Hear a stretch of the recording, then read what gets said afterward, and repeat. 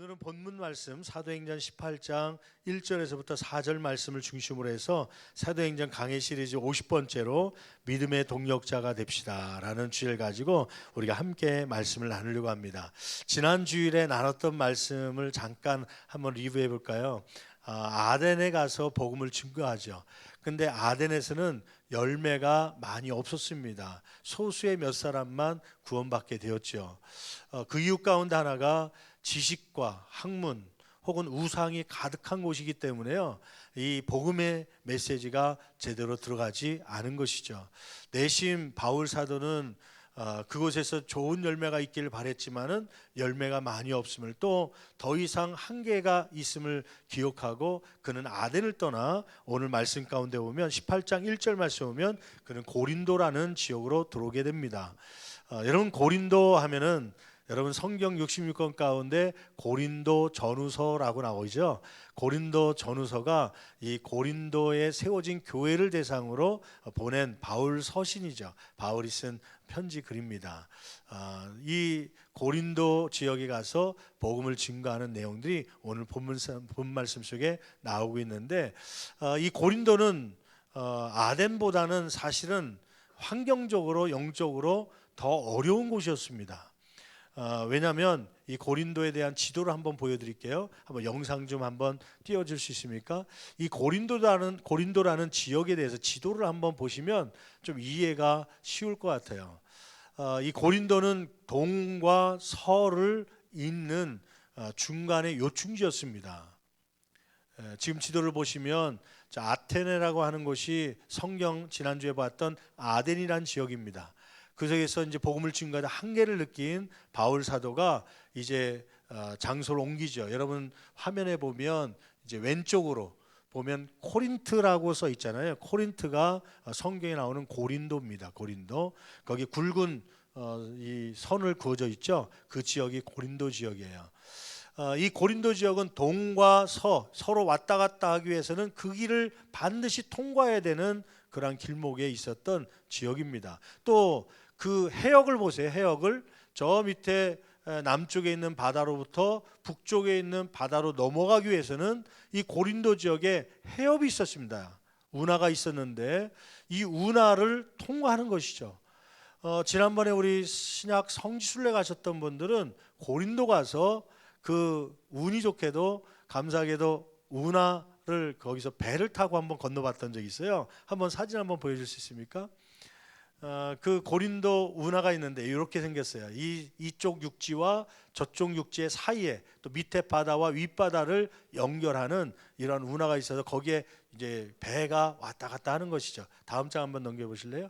그때 감사하게도 우리가 생각지 않은 배를 탈 수 있도록, 유람선을 탈 수 있도록 해서 그것을 가는데 꼭 무엇과 같냐면 저기 그 김포 가다 보면 아라뱃길 있잖아요. 아라뱃길에도 배가 왔다 갔다 하는데 그것과 비슷하게 생겼어요. 그것을 타고 이제 그 사이를 왔다 갔다 하는 것이죠. 예전에는 이제 무역선이 왔다 갔다 하기도 하고, 또 육지로는 동과 서를 왔다 갔다 하면서 무역 상인들이 거기를 고린도를 반드시 거쳐가는 지역이죠. 그럼 질문해 볼게요. 이 고린도 지역이 동서의 무역 상인들이 혹은 해상으로도 남쪽과 북쪽을 왔다 갔다 하는 사람이 들리는 곳인데 경제적으로 어려웠겠습니까? 부유했겠습니까?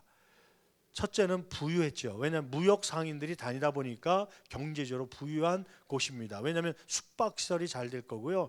쾌락, 향락들이 막 질비하게 있다 보니까 그 속에서 장사하고 돈을 버는 사람들이 많이 생기겠죠. 또 한 가지는 뭐냐면 헬라인도 또 여러 민족들이 그 안에 왔다 갔다 하면서요, 거기서 거주하면서 자기들이 섬기는 신들이 있을 거 아닙니까? 우리나라도 요즘에 이슬람 문화권에 있는 사람들이 한국에 오면서 국가에 제한한 게 있었죠. 관광을 유치하려면 이슬람 사람들이 기도할 수 있는 기도처를 만들어 달라. 그래갖고 나는 인천공항에 기도처라고 그래갖고요. 그래서 일반 사람이 가는 기도처인 줄 가봤더니 이슬람 사람들이 기도하는 그 방을 만들어 놨더라고요. 마찬가지로 그 당시에 여러 종교를 믿고 있었던, 신을 믿고 있었던 사람들이 고린도 지역에 우리가 거하려면 우리가 매일 기도해야 되는데 그 신전이 있어야 된다 해서 그 사람들이 올 때마다 사원 하나씩을 짓는 거예요. 자기들이 믿는 신들을 섬기는 그 신상과 함께 사원들을 만드니까 그 고린도 지역에는 우상이 적었겠습니까? 많았겠습니까? 각각 민족들마다 오고 할 때마다 만들어 놓은 신상과 사원들이 많아져 갖고요, 우상의 도시가 되었던 것이죠. 사진 한 장을 한번 보여드릴까요? 여기 이제 고린도 지역에서 이제 본 저 산, 저 이제 그 돌로 이렇게 기둥 세워진 데가 거기도 신전 중에 하나입니다. 사원인데 신전인데 지진이 나서 무너지고 터만, 기둥만 몇 개 남아 있는 것이죠. 저런 것들이 많이 있더라고요, 고린도 가니까. 또 저 뒤에 있는 큰 산이 있는데 그 뒤에 있는 큰 산 꼭대기에 보면 신전 하나가 있는데 사랑의 여신을 섬기는 신전이 하나 있습니다. 거기는 1,000명의 여사제들이 있으면서 음란한 제사를 드리는 거예요. 음행을 하는 것이죠. 그러니까 이 외국 관광객들이 그곳에 가서 음란한 행위를 하기도 하며 제사 지낸다는 것 때문에 태폐적인 사회가 된 거예요. 얼마나 음란하고 태폐적인 사회가 됐냐면 나중에 고린도에서에 보면 바울 사도가 고린도전서에 편지를 보내면서 고린도 교회 안에 이런 성도들에서 권면하고 책망합니다. 무엇을요? 자기 아버지가 있는데 아버지의 첩과 동거하는 성도들이 있다는 거예요, 교회 안에요. 여러분, 아버지의 첩이라는 것은 관계로 어떤 관계예요? 어머니입니다. 어머니와 동침하는 그러한 일들이 교회 안에 있을 정도로 음란과 태폐가 막 많았던 곳이 이 고린도라는 지역이에요. 그러면 바울 사도가 아덴에서 실망을 했죠. 왜냐하면 이 유명한 명설교를 하면 많은 사람이 돌아올 줄 알았는데 오히려 소수만 믿고 더 이상 복음이 들어가지 않는 걸 확인하고 고린도, 전략적으로 이 세계 사람 민족들이 모이는 곳에 들어와야겠다 생각하고 처음으로 고린도에 도착해 보니까 우상이요 아덴만큼 많이 있는 거예요. 그뿐만 아니라 도덕적으로, 윤리적으로 이건 태폐와 음란의 도시입니다. 향락의 도시입니다. 바울 사도의 입장에서는 여기서는 열매가 많이 있겠다 생각합니까? 아니면 야, 이거 큰일 났다라고 생각합니까? 이거 잘못 방문한 거 아닌가? 이곳이 과연 열매가 있을 것인가 걱정이 됐겠죠. 고린도전서 2장 3절 말씀 보면 바울 사도가 이 고린도에 있는 동안에 자기의 감정을 이렇게 솔직하게 표현한 것이 있습니다. 한번 고린도전서 2장 3절 같이 한 목소리로 봉독해 봅니다. 내가 너희 가운데 거할 때, 고린도에 있을 동안에 약하고 두려워하고 심히 뭐했노라? 떨었노라. 고린도 교회가 복음을 받아들이고 변화되고 부흥될 것 때문에 기대하고 기뻐하고 간 것이 아니라 가봤더니 그러한 상황을 보고요, 오히려 두려움과 떨림이 있었다. 오히려 낙심된 마음이 있었죠. 야, 과연 여기서 복음을 증거하며 열매가 있겠는가? 저 아덴에서는 이것보다 조금 더 나은 환경에서도, 거긴 도덕적으로 지적으로도 더 탁월한 데서도 열매가 없었는데 이곳에서 과연 있겠는가? 그런 두려움과 떨림이 있었죠. 근데 결과론적으로 얘기하면 아덴에서는 교회가 생기지가 않았습니다. 아덴 교회라고 들어봤습니까? 성경에는 없죠. 근데 고린도 지역에서는 이런 상황 속에서도 복음을 증거했는데 고린도 교회라고 하는 굵직한 교회가 그 안에 세워지게 된 것입니다. 그러면 이 고린도 교회 이렇게 떨림과 두려움으로 왔는데 이렇게 고린도 교회를 세울 정도의 열매를 맺을 수 있었던 것은 어떤 까닭일까? 신학자들이 연구하는 가운데 한 가지를 결정적인 이유로 이야기합니다. 그것은 뭐냐면 한 만남이 있었기 때문이다. 그 만남은 누구냐면 브리스길라와 아굴라라고 하는 부부의 만남이다. 바울 사도가 지금 신라도 아직 도착하지 않았습니다. 디모데도 없습니다. 그럼에도 불구하고 고린도에서 복음을 증거할 때 하나님은 누구를 붙여주시냐면 브리스길라와 아굴라라고 하는 신실한 신앙의 부부를, 모델이 될 만한 부부를 붙여주십니다. 이 부부를 통해서 힘을 얻은 바울 사도는 복음을 증거하게 되고 1년 6개월 동안 그 속에서 복음을 증거하는 사이에 고린도 교회라고 하는 교회가 세워지죠. 이 브리스길라가 아굴라가 자기의 집을 교회로 헌신합니다. 그래서 고린도 교회가 세워지죠. 이러한 열매가 있게 된 것이죠. 여러분, 우리의 삶 가운데 이러한 브리스길라와 아굴라 같은 신실한 동력자가 되기를 간절히 축원합니다. 아마 바울 사도는 까마득했을 겁니다. 이곳에서 과연 복음이 제대로 전파될 것인가. 제가 지난 주간에 우리 교단의 서울서 지방에 담임 목회자 부부 영성수련회가 1년에 한 번씩 있는데, 이번에는 저 부산을 통해서 가는데 한번 대마도가 거기서 부산에서 50km밖에 안 되더라고요. 대마도가 본토하고는 150km 떨어졌는데, 일본하고는. 근데 우리나라하고는 50km밖에 떨어지지 않았어요. 가깝더라고요. 뭐 배로 1시간이면 갈 정도의 거리인데, 이 원래 대마도는 주인이 없는 땅이었는데 대마도 사람들은 이 한국하고 붙기를 원했대요. 부산 땅이 가까우니까. 그런데 한국에서 받아주질 않고 결국 일본에 속한 땅이 되었다는 그러한 이야기를 들었습니다. 그 대마도를 갔더니 신사에 대해서 제가 궁금했거든요. 제가 일본을 많이 가보지 않았고, 신사참배 혹은 신사, 신도, 이게 신사라고 하는 것은 사원을 얘기하는 거고, 그 다음에 신도, 종교를 얘기하는 건데, 신도라고 하는 종교는 그 조상들을 섬기는, 특별히 일왕 가운데 유명한 사람들을 막 그 숭배하는 그러한 신사가 세워지죠. 국가 종교지요. 신도의 그 섬기는 영들이요, 그 귀신들이 30만 귀신들이 있다고 그래요. 죽은 영들이. 그러니까 굉장히 많은 거죠.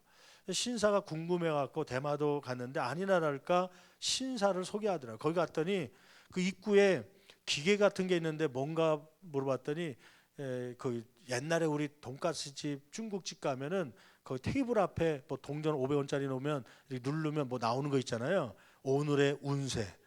우리의 운세는 주로 좋은 말 써 있거든요. 동쪽으로 가면 누구 좋은 사람 만나고 뭐 이런 거 써 있거든요. 근데 거기에 운세는 좀 나쁜 것이 써 있다고 그래요. 사람들의 두려운 마음을 갖게 해서 그 두려운 마음 때문에 그 신사에게 이제 기도하는 거죠. 그걸 이제 가지고 자기가 섬기는 영에게 기도하는 거예요. 거기다 꽂아놨더라고요. 우리 요번에 뭐 사람을 통해서 좀 좋지 않은 일이 있다고 그러는데 막아달라고 막 그런 기도하는데, 갑자기 뭐 설명을 듣는데 갑자기 딸랑딸랑딸랑 막 큰 소리가 막 엄청 크게 나더라고요. 쇠 소리가. 그래서 이게 뭔가 하고 봤더니 신사 그 모신 사원 앞에 그 큰 종이 있더라고요. 큰 종이 수박만한 그 방울종 같은 게 있는데 그 밑에 줄이 매달려 있더라고요. 거기 와서 기도하는 사람들은 그걸 막 흔들어댄다는 거예요. 얼마나 소리가 아주 요란한지 귀가 아플 정도로. 아니 저걸 왜 이렇게 흔들어대는 겁니까? 그랬더니 그 가이드가 얘기하더라고요. 저도 그때 처음 알았어요. 뭐냐면 악귀들은 이제 내가 섬기는 귀신들이 좋은 귀신이고 또 악귀들이 있는데 악귀들이 싫어하는 소리가 있대네요. 그게 뭐냐면 쇳소리랍니다. 쇳소리. 그래서 여러분 무당이나 이런 종교들 가보면 꽹가를 치거나 막 이런 쇳소리를 내는 이유가 그 악귀를 물리치려고 하는, 그 민족을 떠나서 나라를 떠나서 어느 종교들 간에 그런 것들이 많이 있다고 그래요. 여러분 불교 가보셨습니까? 불교 가면은 처마 밑에 뭐 딸랑딸랑 바람 불 때마다 흔들리는 거 있죠? 그걸 뭐라고 그래요? 풍경 소리라고 하잖아요. 풍경. 그다음 풍경이 소리 좋게 그냥 은은하게 들리게 하려고 그냥 분위기 내려고 한 건 줄 알았더니 그렇게 생각해 보니까 그게 뭐 쫓는 거예요? 악기 쫓는 소리더라고요. 그걸 처마 밑에 그 바람 불 때마다 딸랑딸랑 소리 나면서 강귀신 들어오지 말라고. 또 오늘 또 이렇게 얘기했더니 집에 가서 또 쇠 뚜껑을 또 올려놓고 막 그런 사람이 없겠죠. 아무튼 이런 미신을 섬기는 그러한 일본 국가 한 3만 개 이상의 그 신들을 섬기고요. 막 전령들을 섬기고 조상신을 섬기니까 지난 주간에 얘기했던 대로 비이슬람 국가 중에 이제 1% 이하의 복음화율을 보이는 데는 일본밖에 없다는 거예요. 그러니까 일본 가서 제가 은혜 받고 눈물을 흘리면서 불렀던 찬양이 한 곡 있었습니다. 여러분 화나모라고 하는 노래 아세요? 그러니까 한국말로 이제 화나는 꽃이라는 뜻인데 그 한국말로 번역되어 있습니다. 요즘엔요. 이게 제목은 꽃들도라는 찬양이에요. 아마 들어보신 분이 많고 우리 금요심야 때 배웠을 텐데 이런 찬양입니다.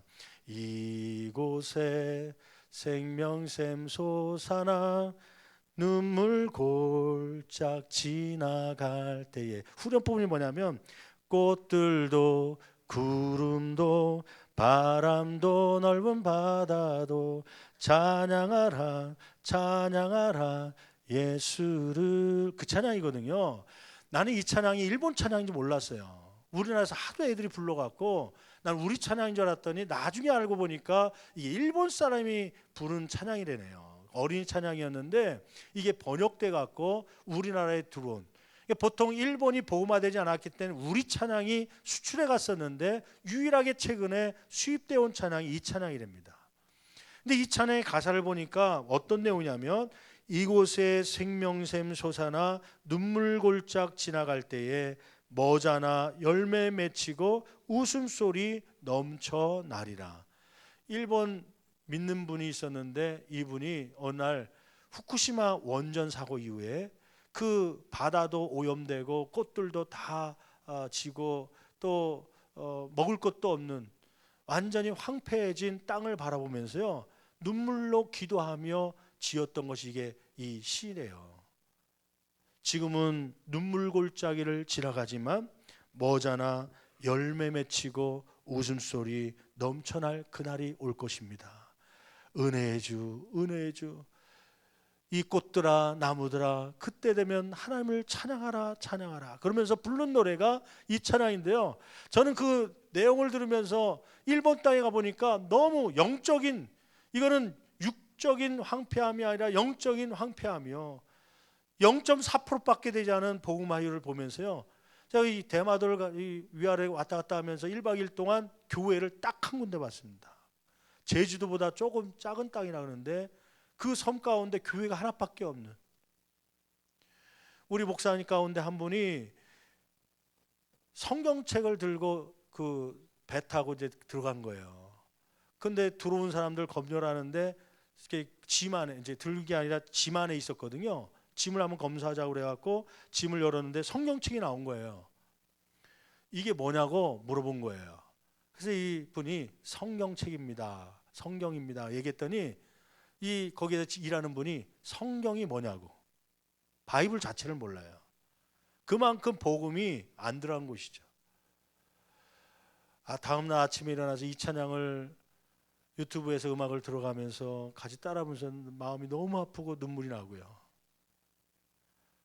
이곳에 생명샘 솟아나 눈물 골짝 지나갈 때에 머자나 열매 맺히고 웃음소리 넘쳐나리라. 꽃들도 구름도 바람도 넓은 바다도 찬양하라 찬양하라 예수를, 그렇게 찬양하는데 막 눈물이 나더라고요. 여러분 바울 사도가 지금 아덴에서 어떻게 보면 전도에 성공하고 내려온 게 아니라 실패하고 내려온 겁니다. 몇 사람 전도 못하고 더 복음을 증거해도 더 이상 한계가, 더 이상 믿을 사람이 없을 것 같아서 어쩔 수 없이 고린도까지 내려온 거예요. 60km를 넘어서 온 거예요. 근데 이게 웬일입니까? 고린도 지역은 뭐 아덴에 있었던 우상들이 다 거기에 있는 거예요. 뿐만 아니라 막 여제사들이 1000명이나 있어갖고 음란한 퇴폐 문화가 잔뜩한 고린도 도시를 보면서요 어떤 마음이 들었을까요? 아까 성경을 읽었던 고린도전서 2장 3절 말씀처럼 내가 두려워하고 떨었다고 하는 그 마음 아니겠습니까? 그럼에도 불구하고 고린도 교회가 세워졌다는 거예요. 누구 때문에요? 이 브리스길라와 아굴라 부부 때문에요. 그럼 이 부부가 어떤 사람이었기 때문에 이 두렵고 떨린 마음이 있었던, 좌절과 낙심 중에 있었던 바울서를 도와서 교회가 세워질 수 있는가? 한번 그 구체적인 내용들을 함께 살펴보면서 은혜 받는 시간 되기를 간절히 축원합니다. 먼저 첫째로 아굴라와 브리스길라는 어떠한 사람이었습니까? 1절 2절 말씀 보면 아굴라와 브리스길라는 성경에 총 6번 나옵니다. 6번. 여기 오늘 본 말씀 포함해서 6번 나오는데요. 나올 때마다 이 부부의 이름은 함께 항상 붙어 다녀요. 어떤 분은 브리스길라와 아굴라 그랬더니 두 사람이 아니라 한 사람으로 생각하는 분이 있는데 그렇게 생각하시는 분을 볼 때마다 저도 답답합니다. 두 사람입니다. 두 사람. 브리스길라라고 하는 여인과 아굴라라고 하는 남편이에요. 부부인데 항상 6번 등장할 때마다 둘이 같이 나와요. 근데 또 재밌는 사실은 2번은 아굴라가 먼저 나오지만 나머지 4번은 브리스길라 여자 이름이 먼저 나옵니다. 왜 그럴 것 같아요? 일반적으로 그 당시에는 남자 이름이 먼저 나오는 게 우선이지만 교회의 이야기를 할 때 여자가 나온 거 보니까 교회 안에서는 남편의 역할보다 누구의 역할이 더 큰 것 같아요? 아내 브리스길라의 역할이 더 컸다고 생각되는 것이죠. 여기서 깨닫는 것이 있죠. 이들이 이곳에 왔습니다.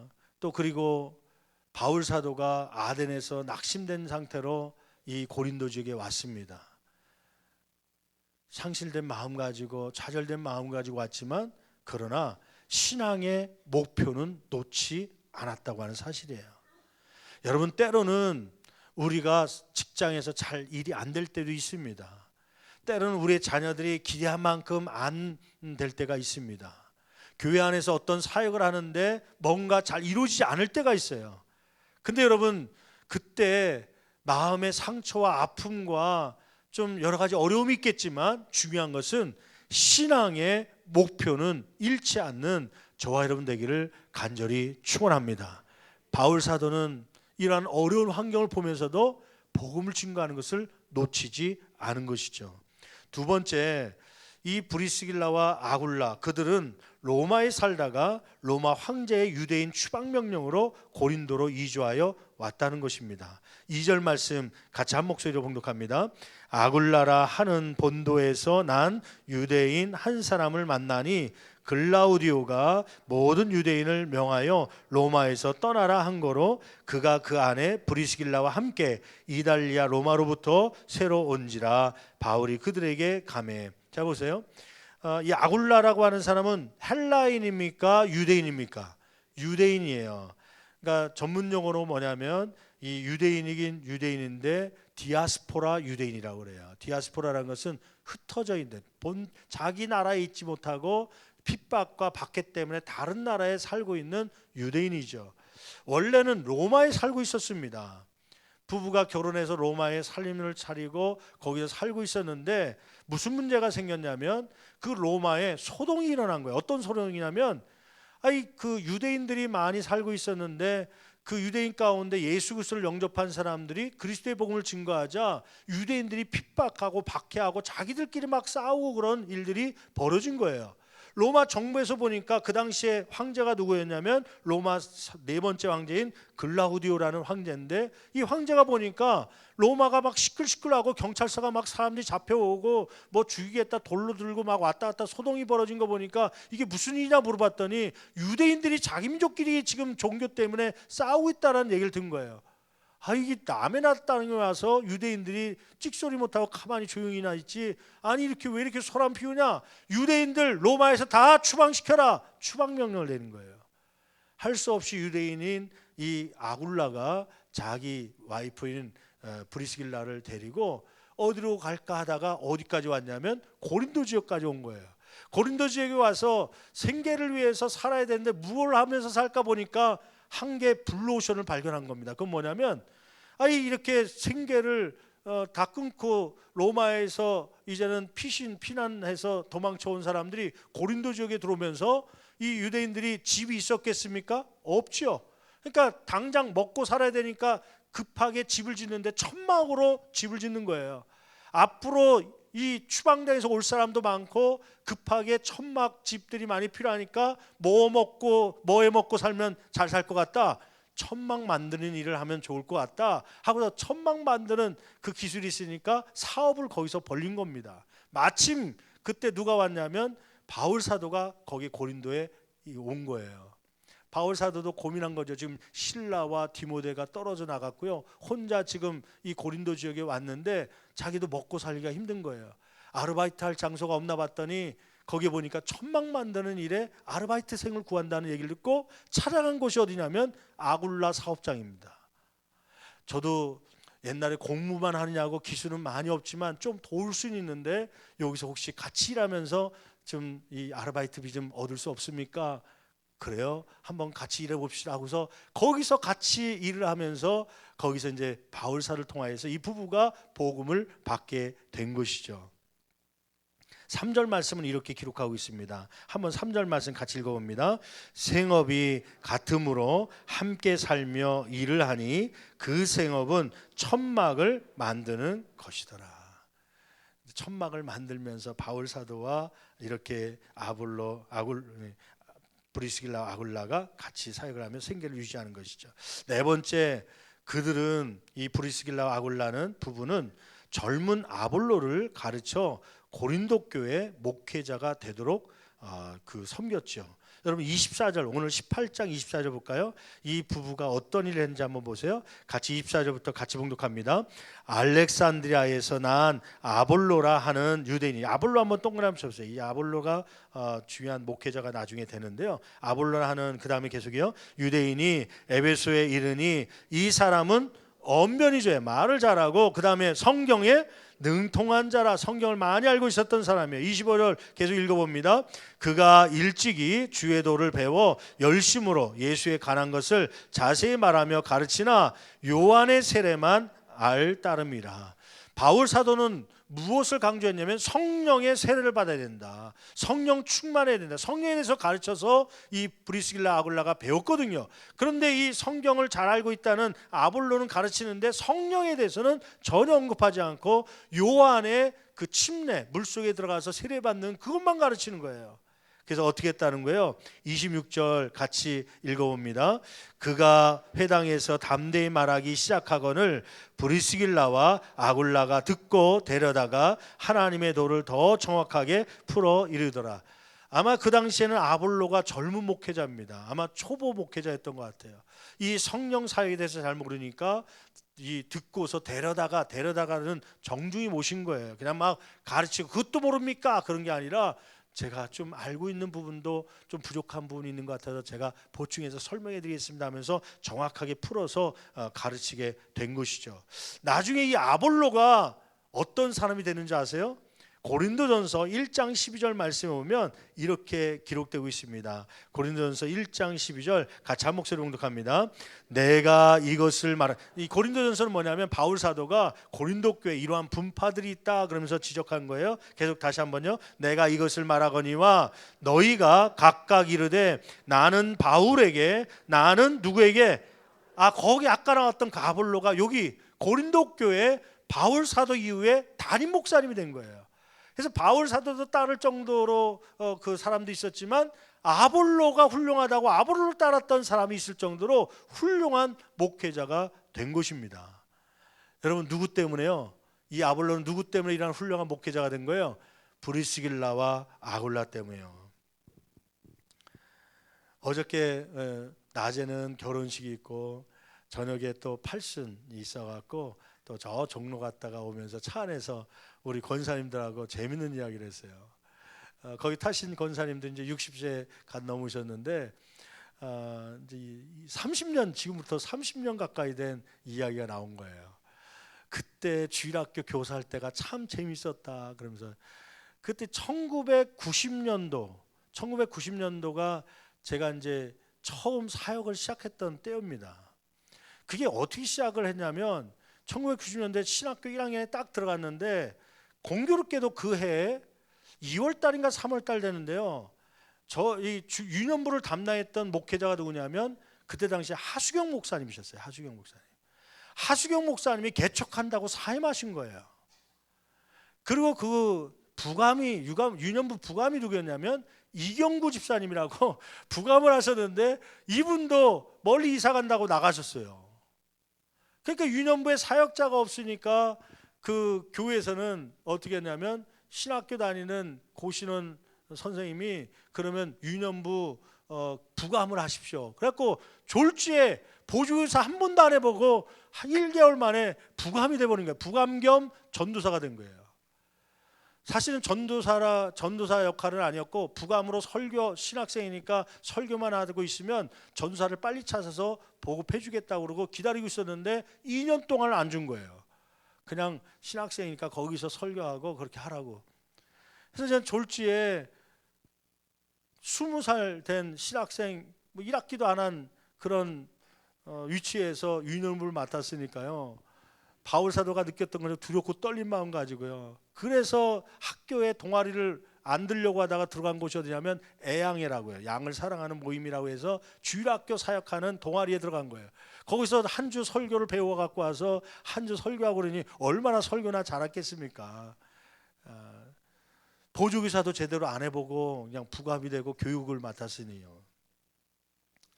근데 감사한 것은 그때 당시에 그 권사님들이 구정자 권사님, 윤윤숙 권사님, 박은희 권사님 이런 분들이 그때 30 지금 물어보니까 나이를 안 알려주려고 하는데 제가 대충 따져보니까 31~2살 됐을 것 같아요. 그때는 또 일찍 결혼했잖아요. 20세 전후만 되면 막 결혼했잖아요. 특별히 우리 교회는 고등학교도 졸업하기도 전에 막 가출해갖고 결혼하신 분이 많이 있었어요. 그래서 집사님 권사님 가운데 30대 초반이지만 초등학교 5학년 6학년 딸이 있고 아들이 있고 막 그랬어요. 그러니까 그 당시에 그분들이 교사를 하고 있었는데 자녀들이 막 초등부에 올라가 있고 우리는 유년부에 있는데 이제 자녀들과 함께 교사 생활을 한 것이죠. 저는 20살 자충우돌 했죠. 지금은 조금 이해를 할 것 같은데 그때는요 물불 가리지 않고요. 교사 선생님들이 예를 들면 9시에 뵀는데 8시까지 와야 되는데 1분 늦잖아요. 1분에 1,000원씩 벌금. 그래갖고 그때 모아갖고 그거 갖고 치킨 사 먹고 떡볶이 사 먹고 그냥 막 10분 늦으면 막 10,000원 내야 되고 뭐 학생이든 뭐든 얄짤없었어요. 막 자충우돌 나도 막 고지곳대로 가고요. 한 번은 강습회 이제 제가 지식을 모르니까 막 이곳저곳 강습회를 다녔죠. 그러다 보니까 어느 강습을 갔더니 캠프라는 게 있다 그러더라고요. 캠프. 우리는 성경학교만 하는데 유초등부를 데리고도 캠프를 한다는 거예요. 2박 3일, 3박 4일을. 그래서 어떻게 하는지 다 배워갖고 와갖고 우리도 하자 그런 거죠. 그래서 제가 91년도 여름철에 캠프 하려고 그랬더니 돈이 없다는 거예요. 재정이, 예산이. 그래서 할 수 없이 제 사례비 한 달치를 내놓고 그때 초등부 담당이 누구냐면 고은희 사모님이었어요. 고은희 사모님 보고 누나도 그 한 달 사례비 내라고. 그리고 그때 선생님들 가운데 같이 갈 사람 찾아보니까 그때 권혜민 선생님이라고 있었는데 권혜민 선생님이 그때 그 직장 생활하면서 풀타임 사역하면서 60만 원인가 받았던 것 같아요. 그때 돈으로. 그 중에 20만 원인가 얼마를 헌금하셨어요. 그래서 대형 버스를 대절해 갖고 첫 번째 캠프를 갔는데 그 명칭을 뭐라고 정했냐면 어린이 청지기 훈련이라고 했어요. 청지기 훈련. 그래서 그게 1회 청지기 훈련이 된 거예요. 지금은 우리 교회가 초등부 청지기 훈련 쭉 하다가 최근 7년 전부터는 이제 시대에 맞게 영어 캠프로 바꾸자 해갖고 영어 캠프가 되고 있는데요. 그때 1회 대형 버스 타고 티셔츠 맞춰갖고 그 인원을 다 못 되고 50명 구역장들만 딱 챙겨갖고 가갖고 거기서 4명 선생님이 가르치고 그래서 애들이 은혜 받고 또 선생님들이 또 부모님들이 너무 좋았다고 그러니까 그러면 겨울에도 가자 해갖고 겨울에 제 2회 청지기 훈련을 겨울에 모래내기도내서 한 거예요. 그러고서 그거 하고 나서 일주일 후에 저는 군입대하고 2년 동안에 그 사역을 한 것이죠. 지금 생각하면은 선생님들에게 청지기를 할 테니까 돈 내라 막 강압적으로 막 돈 뺐듯이 막 헌금하게 하고 그러면서 그럼에도 불구하고 그분들이 브리스길라와 아굴라가 되었어요. 목회자를 도와서 하나님의 일을 잘 감당했던 것 같아요. 그때 유년부 때 제가 처음 맡을 때 그 30~40명이었던 아이들 제가 지금도 교사 수첩이 있거든요. 그때 사역했을 때 수첩 썼던 것들을 매주마다 보고한 내용들 또 회의할 때 내용들을 적은 것이 책장에 꽂아져 있는데 어느 날 문득 보니까 그때 91년도 여름성가학교 바로 이때쯤인 것 같아요. 그때 기도 제목 선생님들하고 기도했던 제목이 있었어요. 그래서 뭐냐면 이번 여름성가학교에 유년부 아이들만 300명 오게 해주십시오. 그러니까 30명으로 시작해왔고요. 300명 올 정도면 한 150명, 200명이 평상시에 출석했다는 거예요. 그때 선생님들이 초임 목회자인 저를 도와서 많이 협력해 준 거죠.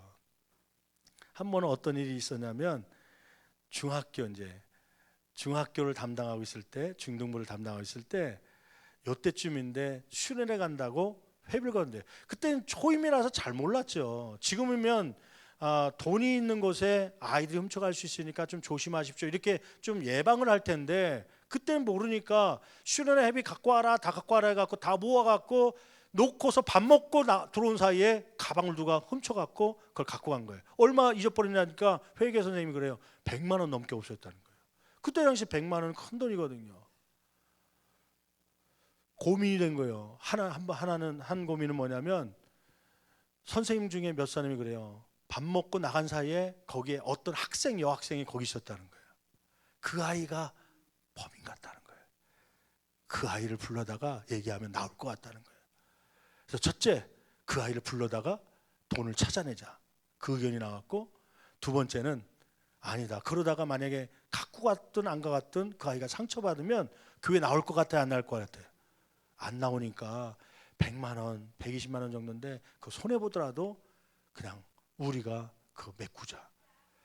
그래갖고 어떻게 했으면 좋겠냐고 그럴 때, 지금 생각하면 미안한 건데 선생님들한테 선포했죠. 한 영혼 떨어뜨리기보다 내가 한 달치 다 낼 테니까, 그리고 여러분 가운데 감동되면 10만 원이든 5만 원이든 보태서 우리 수련비 마련합시다. 하고 그렇게 결정했는데, 선생님들이 제 눈치 보냐고 자격조건에 들어서 낸 것 같아요.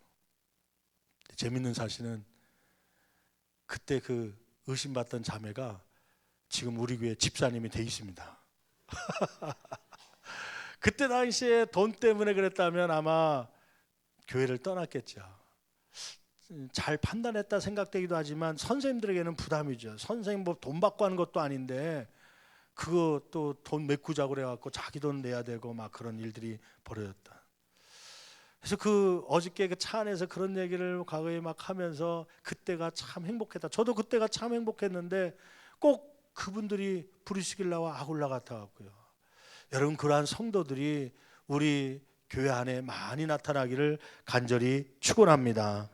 이 브리스길라 아굴라는 이렇게 아볼로를 초보자 부족한 사역자인데 그를 잘 또 성장시켜서 고린도 교회에 또 귀한 목회자로 쓰임받게 했을 뿐만 아니라, 다섯 번째 보니까 그들은 자신의 집을 교회로 내어 놓았죠. 고린도전서 16장 19절 말씀 볼까요? 고린도전서 16장 19절 같이 한 목소리 봉독합니다.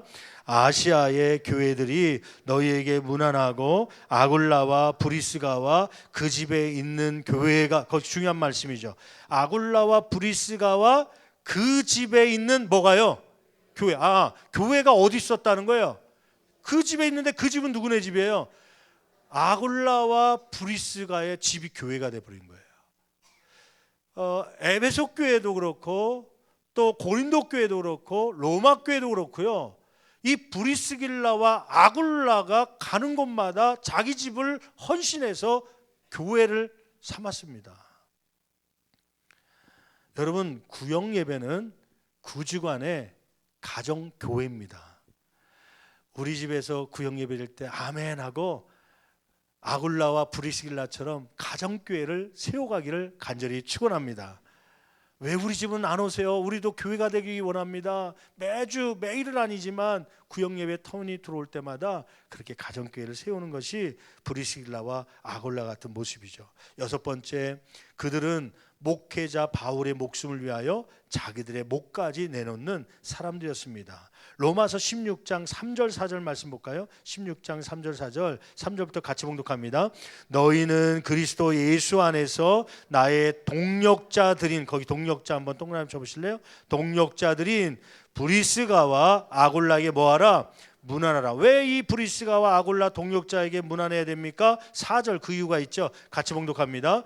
그들은 내 목숨을 위하여, 바울 사도의 목숨을 위하여 자기들의 목까지도 내놓았다. 그러니까 일의 우선순위에 있어서 하나님의 일이라면 자신의 일을 뒤로 했다는 거예요. 여러분, 한번 질문해 볼게요. 내 일을 위해서는 하나님의 일을 뒤로 하는 게 맞습니까? 아니면 하나님의 일을 위해서는 내 일을 뒤로 하는 게 맞습니까? 1번입니까? 2번입니까? 다시 한 번만요. 잘 들어보세요. 내 일을 위해서는 하나님의 일을 뒷전으로 미루는 게 맞습니까? 하나님의 일을 위해서는 내 일을 뒤로 미루는 게 맞습니까? 1번입니까? 2번입니까? 정답은 잘하세요. 정답은. 근데 이게 실천이 잘 안 되더라고요. 저도요. 물질에 있어서도 어떻게 생각은 목회자가 그래야 된다고 생각하면서도 내가 급할 때는 내가 먼저 쓰고 입 닦을 때가 얼마나 많은지요. 시간적으로도 그게 맞다고 생각하면서도 뭔가 쾌락이 있고 즐거움이 있는 일이 있으면 거기에 먼저 내 시간을 먼저 두고 교회는 뒤로 밀어놓을 때가 얼마나 많은지요. 여러분, 이 바울 도왔던 브리스길라와 아굴라는 우선순위에 있어서 자기 목보다도 이 목회자 하나님의 일에 그 생명이 더 중요함을 알고 자기 목을 내놓았던 우선순위를 하나님의 일에 먼저 놓았던 동역자가 된 것이죠. 마지막 7번째, 그들은 사역하는 곳마다 목회자의 편에서 목회자를 돕는 부부였습니다. 고린도 바울 사도가 고린도 교회 왔을 때 거기에 이 브리스길라와 아굴라가 있었는데 바울 사도가 목회자가 되어서 복음을 증거하자 잘 섬기죠. 또 에베소로 이동하게 됩니다. 나중에 브리스길라와 아굴라가 에베소로 이동했을 때 그때 담임 목사가 누구냐면 아볼로였어요. 아까 나온 대로. 그때 이제 아볼로를 또 잘 섬깁니다. 로마로 또 이동했을 때 로마에 바울을 또 만났는데 바울 사도를 또 잘 섬깁니다. 그리고 다시 에베소로 돌아왔을 때 이 아까 얘기했던 아볼로 목사님 은퇴하고 디모데라는 젊은 목회자가 왔어요. 그때도 디모데를 목사님으로 잘 섬깁니다. 이게 아굴라와 브리스길라의 모습이죠. 여러분, 목회자가 누구인 간에 상관없이 하나님의 일을 하는 사람들을 브리스길라와 아굴라처럼 잘 섬길 수 있기를 간절히 축원합니다. 저는 이 말씀을 보면서요, 하나님, 1차적으로 물론 하나님의 일을 하는 하나님의 일꾼들, 지구장님들 혹은 교육기관의 목사님들, 담임 목사 포함해서 이러한 목회자를 돕는 브리스길라 아굴라 같은 사람이 많게 해달라고 하는 기도가 나올 수 있겠죠. 그런데 2차적으로 목회자도 때로는 성도들에게 아굴라와 브리스길라가 돼야 된다고 하는 것이에요. 신앙이 성장하도록 하나님의 일이 풍성해지도록 아굴라와 브리스길라 같이 동력자가 되어서 돕는, 성도들이 하는 것이 샘나고 질투가 나서 왜 나 없이 당신들이 합니까? 방해놓는 것이 아니라 그 일을 잘할 수 있도록 돕는 브리스길라 아굴라 같은 목회자가 되어야 될 줄 믿습니다. 지난 주간에 우리 장순호 목사님이 오셨어요. 장순호 목사님은 몇 년 전에 한 5, 6년 전까지 저희 교회 삼지구장님으로 섬기셨던, 방화동에 교회 개척하셔서 심우하시다 3년째 되셨는데 그 방배동 근처에 가면 시민교회라고 있어요. 이제 자체 건물이 얼마 정도 됩니까? 시가 한 30억 정도 되는 건물이라고 하는데 그 교회에 담임 목사를 청빙하는데 거기에 위임하게 된 거예요. 다음 주일날, 그러니까 다음 주일날 오후 예배 때 오후 4시에 3시에 한다는 거, 우리 교회도 갈 사람이 있을 텐데 4시에 해달라고 막 어그리서 갖고 4시로 맞췄다 그래요. 그래서 4시에 저도 갈 텐데 여러분 혹시 또 은혜 입으신 분들은 또 우리 장성 목사님 목회 잘할 수 있도록 가서 기도해 줄 분은 같이 가면 좋겠는데, 장성 목사님이 거기 간 거예요. 물론 그 교회가 예전에는 뭐 건물 자체가 있을 정도로 한 100명 정도 넘게도 모이기도 했었는데 지금은 한 30명밖에, 교회에 문제가 있어서 30명밖에 못 모인다고 그래요. 제가 이제 그날 인사로 왔길래 또 여러 가지 대화 좀 나누자고 이렇게 또 조언 얻기 위해 왔길래 한 얘기하다 보니까 2시간 넘게 얘기한 것 같아요. 그 중에 하나를 얘기했어요. 목사님, 부임해서 처음에 가면 환영하는 분들이 있습니다. 근데 제 경험으로는 그 환영하는 사람도 있지만 열렬히 환영 못하고 전임자를 자꾸 그리워하는 사람도 있습니다. 옛날 목사님 그립습니다, 목사님. 그러면서 눈물을 찔찔 흘리고 뭐 옛날 목사님한테 전화하고 그러면요, 얼마나 속상한지 몰라요. 근데 나중에 지나고 보니까 그분들이 진짜 신앙이더라고요. 진짜 신앙. 목회자가 그냥 그 사람이 좋아서가 아니라 하나님의 일을 하는 분이기 때문에 섬기는 마음 때문에 정을 주다 보니까 갑자기 떠난 목회자를 잊지 못해서. 근데 그분들이 나중에 보니까 1년 지나면 그 마음을 그대로 다음 목회자한테 주는 분들이더라고요. 그런데 목회자가 바뀌었다고 막 아이고 목사님 오셨으니까 가방 들어주겠습니다 그런 사람들은 조금 있으면 실망된 모습 보면 금방 떠날 사람이란 걸 우리 교회 말고 다른 데서 내가 깨달았어요. 그래서 목사님께 그랬죠. 목사님, 환영한 사람도 있지만 환영하지 않고 좀 뒤늦게 환영한 사람이 있을 줄 압니다. 근데 그런 성향이 있으니까 그대로 받으시면 됩니다. 나중에 이분들이 더 나를 충성되이 도와줄 분이라 생각하고 그분들 위해서 더 기도하시면 나중에는 하나가 되는 교회가 될 겁니다. 여러분, 때로는 목회자가 바뀌면요, 이번에도 이주구가 바뀌었잖아요. 아마 연말 되면 또 바뀔 수 있습니다. 2, 3년마다 평균적으로 바뀌니까 이제 목회자가 떠나면 다른 목회자가 오죠. 여러분, 어떤 목회자가 오더라도 나이가 많은 목회자든 젊은 목회자가 오든 하나님이 보내신 하나님의 일을 대신하는 분인 줄 알고 그분들을 브리스길라와 아굴라처럼 잘 섬길 수 있는 저와 여러분 되기를 간절히 축원합니다. 어떤 목회자가 그러더라고요. 목사님, 저는 횟집에 가서 우럭회도 먹고 오징어회도 먹고 고등어회도 다 먹는데 싫어하는 회가 하나 있어요. 뭐예요? 그랬더니 당회입니다. 그러더라고요.